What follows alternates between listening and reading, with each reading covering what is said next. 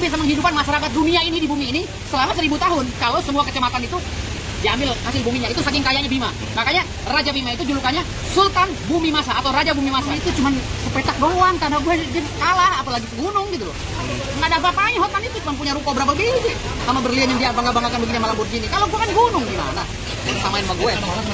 Nggak ada apa-apanya, cuma saus petak doang. Gitu loh. Dan dia memang spesialis saus petak. Nggak bisa ngelawan gue. Oke. Kau disuruh pulang kampung sama Bang Hotman? Hotman pulang kampung. Oh enggak, gue lahir di Jakarta, kampung gue di Jakarta, hari-hari gue ditanam di Jakarta. Hotman yang pulang kampung karena dia di sono, di Siantar apa di mana tuh ya, Simalungun ya. Gue pulang lo Hotman lo, nggak pantas Jakarta lo. Gue orang Jakarta nih, lahir di Jakarta ya. Gue orang elit ya. Gue kakek gue kerja di istana ya, bokap gue di istana dan hari-hari gue ditanam di depan istana presiden. Dia ingat lo, kalau lo suruh pulang kampung, nih kampung gue Jakarta. Walaupun kong nenek-nenek moyang gue di Bima ya.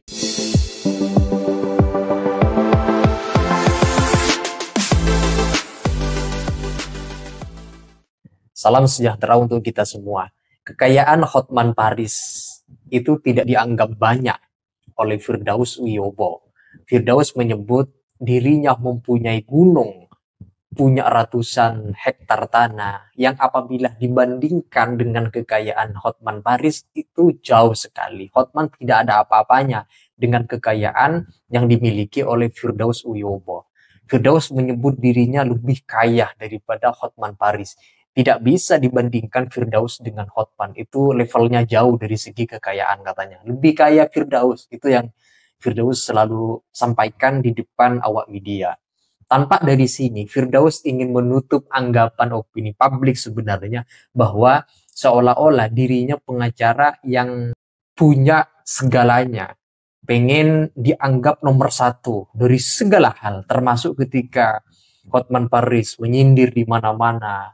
Ketika menyuruh Firdaus dan Rasman Nasution pulang kampung, Firdaus langsung menanggapi Jakarta adalah tanah kelahiran di mana Firdaus itu dilahirkan katanya.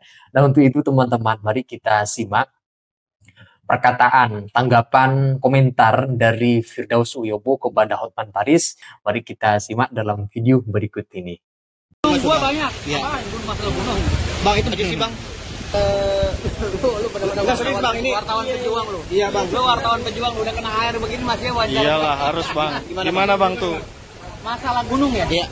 Jadi gunung itu satu di Gunung Parung itu tanah klien gue milik Prabu Raden Ngabe Awan. Cucu dari Raja Pajajaran dan Raja Banten. Ya, beliau nunjuk gue dengan keluarga sebagai pengacara, ya, keluarga beliau dengan beliau nunjuk gue sebagai pengacara untuk mengurus tanahnya seluas 110.000 hektar. Gitu loh. Itu tanah yang tahap awal.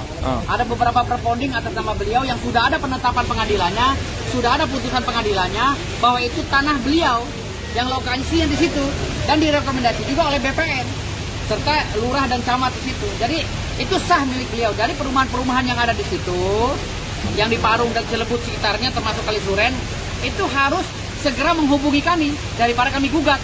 Kasihan pembeli perumahannya, ya mereka beli perumahan tahu-tahu perumahannya ilegal kan gitu, atau izinnya tidak ada, atau surat sertifikatnya nggak jelas kan gitu alas haknya. Itu walaupun mereka bikin sertifikat boleh kerjasama dengan BPN misalnya, oknum BPN, muncullah sertifikat, itu sertifikatnya nggak ada alas hak yang jelas, karena sertifikatnya harus ada alas hak surat dari klien kami. Makanya saran saya kepada perumahan yang ada di sekitar Kalisuren, Parung, ya perumahan di Cilebut, segera bicara kepada kami. Kami bikinkan suratnya, biar benar-benar mereka bisa berjualan gitu loh, bisa berdagang. Bang itu bang terkait dengan gunung apa emang daerah namanya gunung bang? Bukan, ini sebenarnya bukan gunung, itu penyebutan saya aja, bukit sebenarnya. Itu lebih ke bukit, Bukit Parung. Dan itu ada kan di video saya kan, itu memang bukit dan surat-suratnya sampai ke situ. Alas haknya berponding sampai ke situ. bang terkait mengandung uranium yang bisa Kalau yang uranium itu beda. Itu di kampung saya di Bima dan Dompu. iya. Kalau di Bima dan Dompu, pernyataan itu saya mengkutip dari pernyataan para ahli geologi yang telah statement bahwa di kampung saya Bima banyak gunung-gunung dan daratan itu mengandung uranium, emas, tembaga, mangan dan lain-lainnya. Jadi berdasarkan ahli geologi yang berbicara, lihat di YouTube. Sekarang dikelola oleh PT Sumbawa Timur Mining, ya, di wilayah Onto, di Kecamatan Huu Dompu, itu ada 2 juta metrik ton. Itu pun sudah diumumkan oleh Pak Jokowi. Dan semua tanah-tanah di Pulau Sumbawa itu sebagian besar itu tanah berdasarkan perponding atas nama Sultan Bima, ke wilayah Kesultanan Bima, yang dipimpin oleh kakek buyut saya sebagai Sultan Bima dulunya, Bima Dompu. Ya? Siapa namanya? Ya Sultan Bima, Sultan semuanya banyak kan sultan sejarah gitu. Bang, terkait yang Makanya Sultan Bima itu julukin namanya Bumi Masa atau Bumi Monca. Bumi Masa atau Bumi Monca, Bumi Mas. Yang memegang kunci daripada Dinominasi ini diaktifasi banyak banget dong bang. kalau dari satu kecamatan, kalau nilai tanahnya aja hampir 590 triliun. Satu kecamatan. Kalau emas ya, tapi kalau uranium dikali 1000.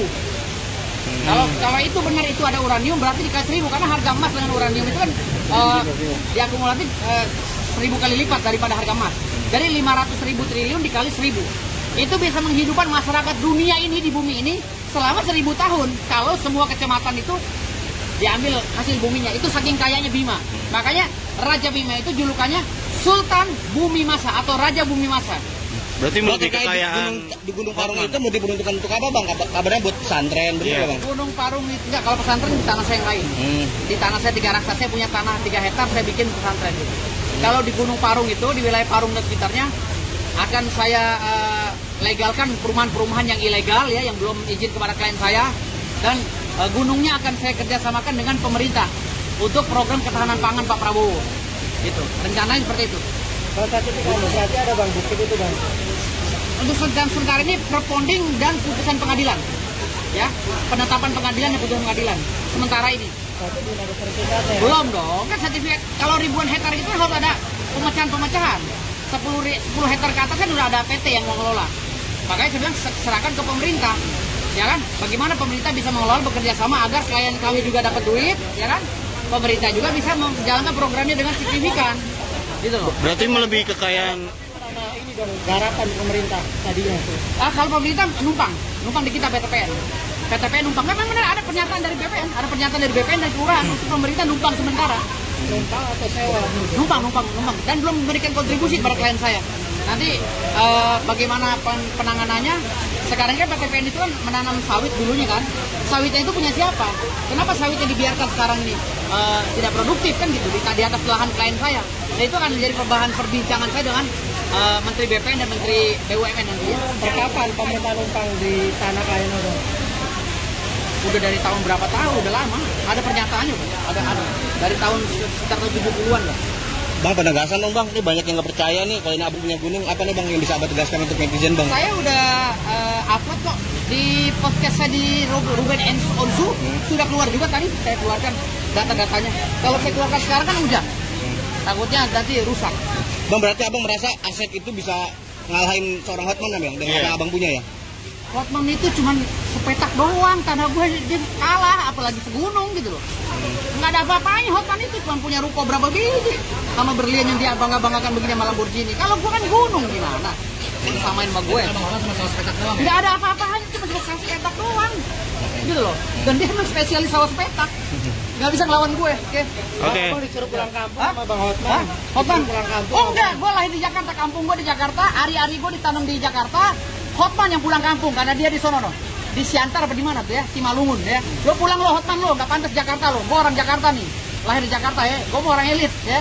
Gue kakek gue kerja di istana ya. Bokap gue di istana dan ari-ari gue ditanam di depan istana. Istana presiden ya. Ingat lo, kalau lo suruh pulang kampung, nih kampung gue Jakarta.